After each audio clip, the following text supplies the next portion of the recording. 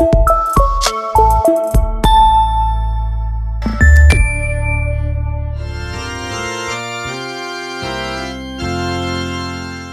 mofinaina isan'andro atolotry ny mpitandrina rakotina valina maoly.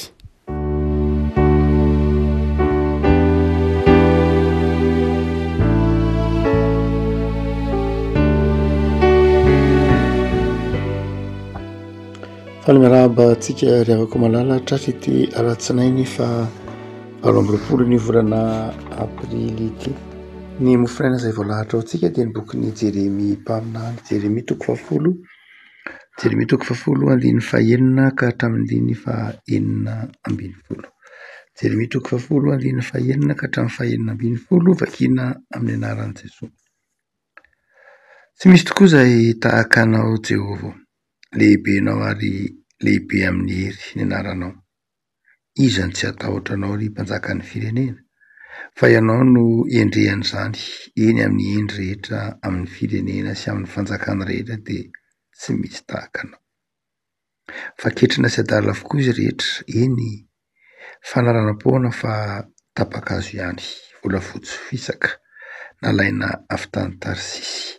sy volamena avy tany Ofira izany, asa tanan'ny mpiasa sy mpanefy volamena, lamba manga sy volomparasy ny fitafiany, asan'ny mahay zavatra izy rehetra. Fa Jehovah no Andriamanitra tokoa, eny izy no Andriamanitra velona sy mpanjaka mandrakizay, izay mampiororo ny tany amin'ny fahatezerany ka tsy tantin'ny firenena ny fahavinirany. Izao no holazainareo amin'ireny ny amin'ny Andriamanitra ilay tsy mba nanao ny lanitra sy ny tany, dia ho levina tsy ho amin'ny tany na ety ambanin'ny lanitra ireny. Dia ilainanao ny tany tamin'ny heriny sy nampiorona izao tontolo izao tamin'ny fahendreny, ary namelatra ny lanitra tamin'ny fisainany. Raha nampirondrona ny rano any an-danitra izy, dia mampakatra ny fofona avy any amin'ny faran'ny tany, manao ny elatra ao amin'ny ranon'orany sady mamoaka ny rivotra avy amin'ny firaketany. Efa ketrina avokoa ny olona rehetra ka tsy manam-pahalalana. Menarina noho ny sarin-javatra voasokitra ny mpanefy volamena rehetra, fa fitaka ny sarin-javatra ahidina sady tsy misy fofinaina ao aminy. Zava-poana ireny dia asa mahatsikaiky foana amin'ny andro amalena azy dia ho levina izy. Tsy mba tahaka ireo ny anjaran'i Jakoba, fa mpamorona ny zavatra rehetra izy, ary ny Israely ny firenena lovany. Jehovah tompony maro no anarany. Ray masino, manamasinana ny fahamarinana ny teninao ny fahamarinana. Amen. Ny fahalebiazan'Andriamanitra no asehon'ny bokin'ny Jeremia 10 eto.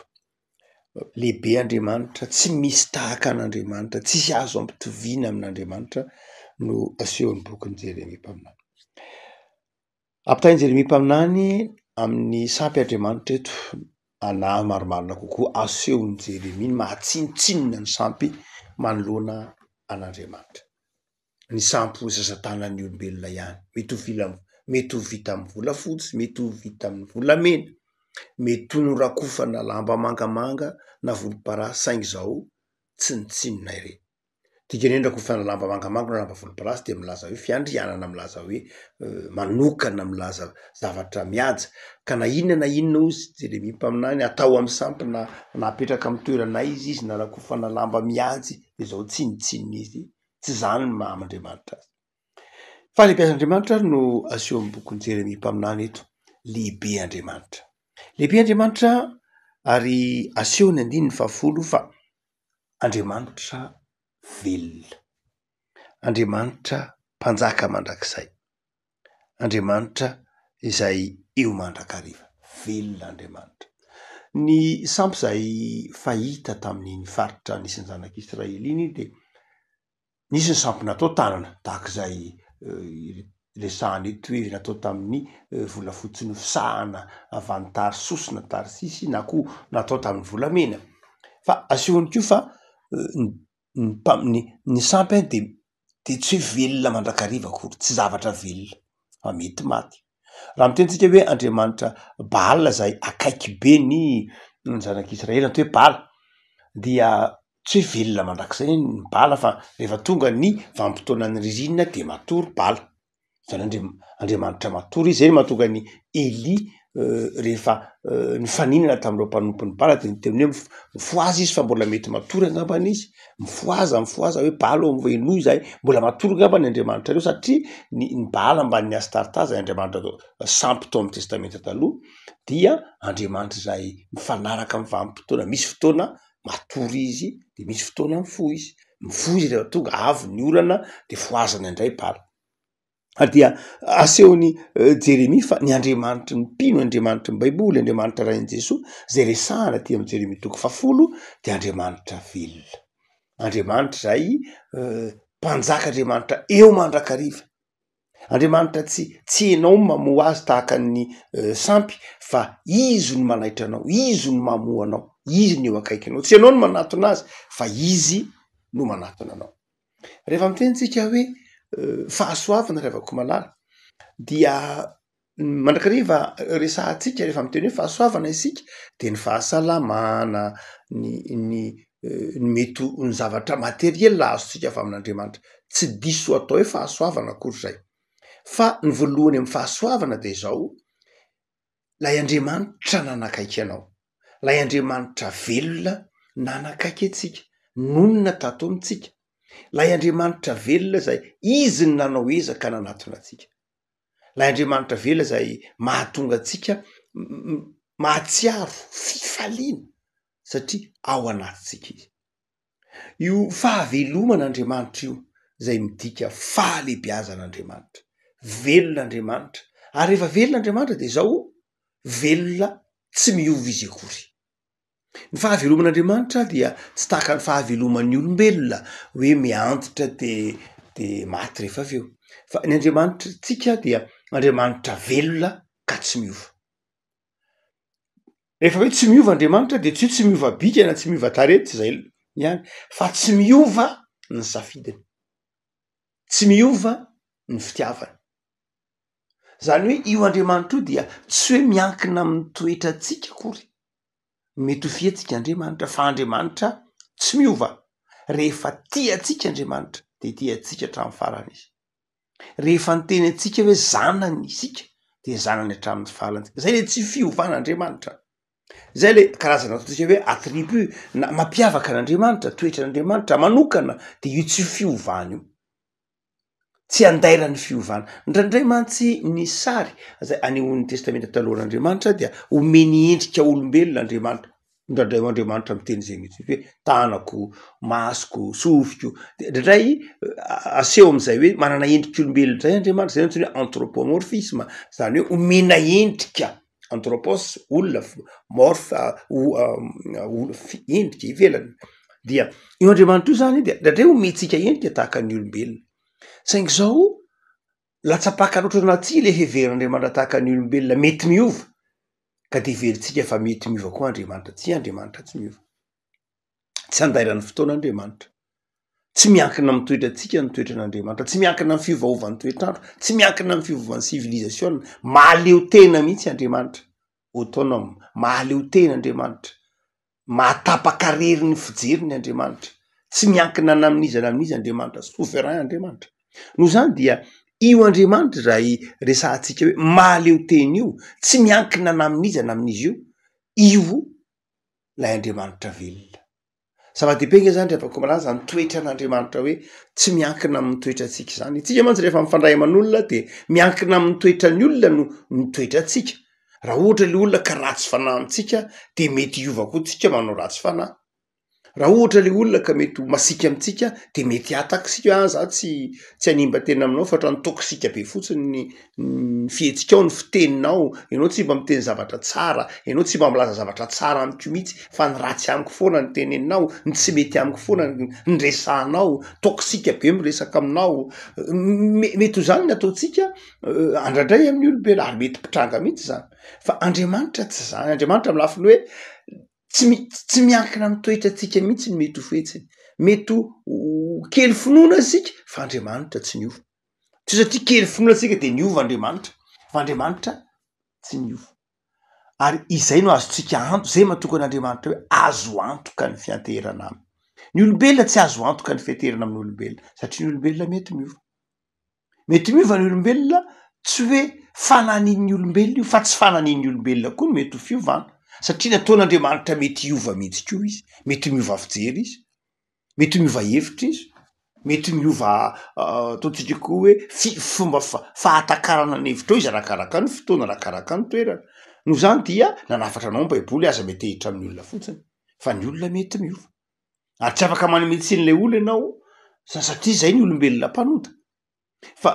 eo Andriamanitra, io Andriamanitra io lay tsy miova io lay azonao ianterana amin'ny fotoana rehetra io. Vizaka ianao raha mety hehitra amin'ny olona, reraka ianao raha mety hehitra amin'ny olona, kivy ianao raha mety hehitra amin'ny olona satria ny olona mety miova. Raha vao ankininao amin'ny olona ny finoanao dia mangatsiaka ianao. Satria anao mety temana hoe za tena nieritreritrana hoe zao ka ianao tsy ohatr' zany dia kivy ianao. Satria raha vao ny olombelona no mibaiko ny finoanao, no iankina ny finoanao, no ametrahanao ny fitiavanao dia zao mety ho reraka eny am-pandehanana. Fa misy kosa lay tsy miova, lay Jesosy Kristy tompo, lay Andriamanitra tsy miova ny fitiavana ianao. Na inona zavatra nilalovanao, na inona zavatra teo amin'ny fiainanao dia zao tsy miova Andriamanitra koa. Midika fahalebiazan'Andriamanitra zay. Hotsika hoe ity boky Jeremia mpaminany ity zay manakaiky be ny salamon'i Davida dia miresaka ny fahalebiazan'Andriamanitra, lehibe Andriamanitra, velona izy, velona tsy miova. Fa ny faharoa zay aseho an'ilay fahalebiazan'Andriamanitra tsy ny fahaveloman'Andriamanitra ihany zay hotsika hoe tsy miova azo tonina fa io Andriamanitra io lehibe dia Andriamanitra io dia mitondra zao rehetra zao, mitondra izao rehetra zao. Ny aseho ny bokin'ny Jeremia mpaminana teny hoe hatramin'ny firondroan'ny rano, manome fahendrena, masehony manao hoe manao ny helatra ho amin'ny ranorana izy adiny fadelo ambin'ny folo. Andriamanitra zany dia zao Andriamanitra izay nanao zao rehetra zao. Ary zavatra nataon'Andriamanitra dia zavatra tsara. Ny zavatra nataon'Andriamanitra, lehibe Andriamanitra, izy nahary zao rehetra zao ary ny zavatra nataon'Andriamanitra dia zavatra tsara. Mety ho ratsy ny ijerena an'ilay izy fa rehefa jerena dia zao miteraka fahatsarana. Zay no tonga azy maka ohatra eto ny hoe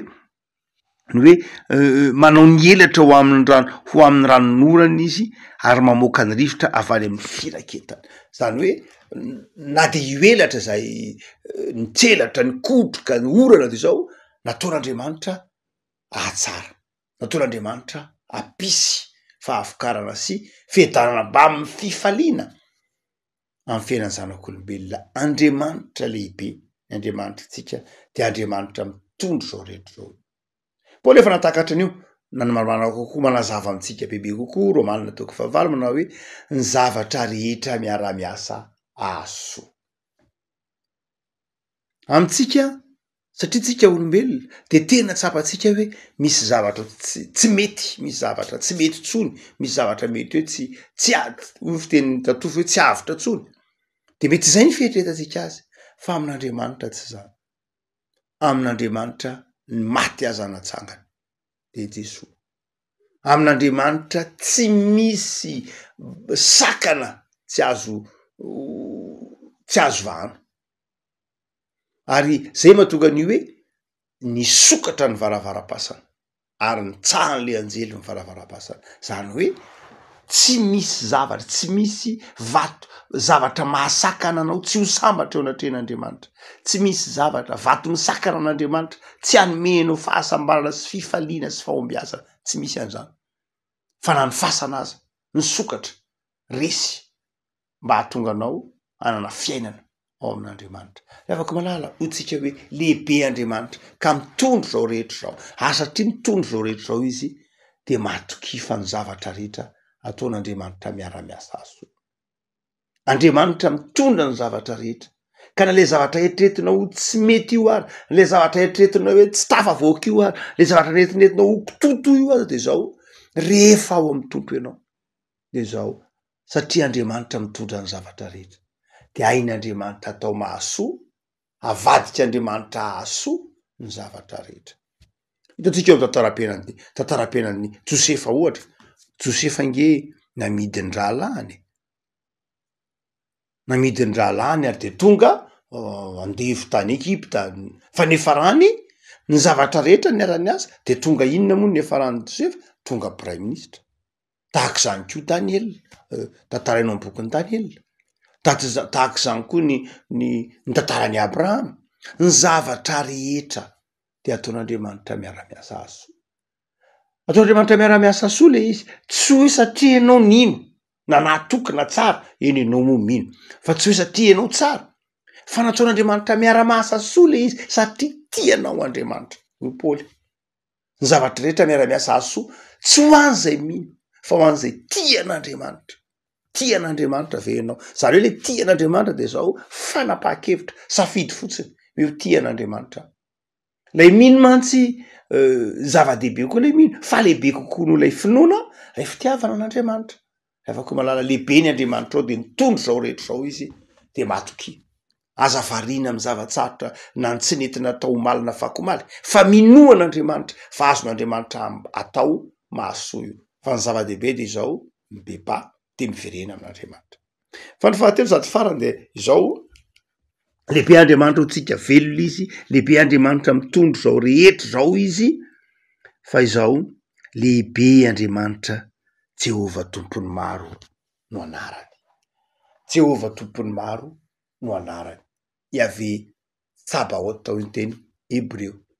zany hoe Jehova tompony maro lay Jehova mpiady mahery lay Jehova mpitaritafika lay Jehova zay tompony tsy tompony zavaboary any fa tompon'ny olombelona tompon'ny aina lay Jehova jeneraly mpitaritafika zay ny tiany Jeremia ho takaritsika lay Andriamanitra zay tsy miova lay Andriamanitra tompon'ny hery sy ny fahefana teo alohan'ny fahafatesany Jesoa teo amin'ny azy fijaliana de niantso an'Andriamanitra manao hoe nahoana moa no te mahafoy ahy ianao Andriamanitra tompony zavatra rehetra tompon'ny hery sy ny fahefana no natsony Jesoa teo de tsy hoe nanary an'i Jesoa izy tsy hoe namelan'i Jesoa rery teo izy fa izao izy namelan'i Jesoa nampitsangana an'i Jesoa tamin'ny maty ho velona indray resy ny fahafatesana afaka malala hatelona na fotoana fohy nandalovan'i Jesoa tao amin'ny fahafatesana fa ny fiainany kosa lava fiainana feno fifaliana noho izany de zao matoky fa ny Andriamanitra ho tompony maro ny Andriamanitra ho tompony hery sy ny fahefana ndray mpimaso ihany ny fangiry firiana ndray mpimaso ihany ny zavatsarotra fa izao ny fandresena mandrakizay ny fandresena eo mandrakariva ade zay mahatonga ny tompo amin'ny bokin'ny Isaia mpaminany hoe ndray mpimaso monja ngeny nahafoizako anao ndray mpimaso monja lay ndray mpimaso nahafoizako anao nentina nananatra anao hiverina lay ndray mpimaso de izao fotoana fohy nananan'Andriamanitra fotoana fohy nitezain'Andriamanitra fa fotoana lavalavitra noho zay kosa ny fitahin'Andriamanitra afaka vavina-kalaza an'Andriamanitra noho ny Pasika isika herinandro mahery zao toko atsika ny fahaveloman'i Jesoa de aza manahy aza manany amin'ny fitiavan'Andriamanitra velona ny Andriamanitra ao amin'i Jesoa velona tianao velona mamela heloka anao velona efa mitoetra ao am-ponao de aza kivy matoky miorena tsara aza miova ho aminao any ny fiatanan'i Jesoa ivavakisika Tompo misaotra anao zahay fa Andriamanitra velona ianao Andriamanitra tsara Andriamanitra miaraka aminay mandrakariva Andriamanitra tsy mahafoina mahasaraka anay Andriamanitra tompony zao rehetra zao mandahatra zao rehetra zao mitondro zao rehetra zao de tahi tompo ity herinandro nay vao manomboka ity indray ataovy hitanay ny fahalebiazanao ao anatin'ny fanetretena fa rehefa miasa ianao tsisy mahasakany de tahi tompo ny fahasalamanay tahio ny herim-ponay ny herin-tsainay ny herim-panahinay iorona aminao Andriamanitra de rakofy ny fahatsaranao hatran'izay vavak'izay tompo an'ny tanindrazanay vavak'izay ho an'ireo havanay tsy salama vavak'izay ho an'ireo manana ady am-panahy amin'izao herinandro vaovao zao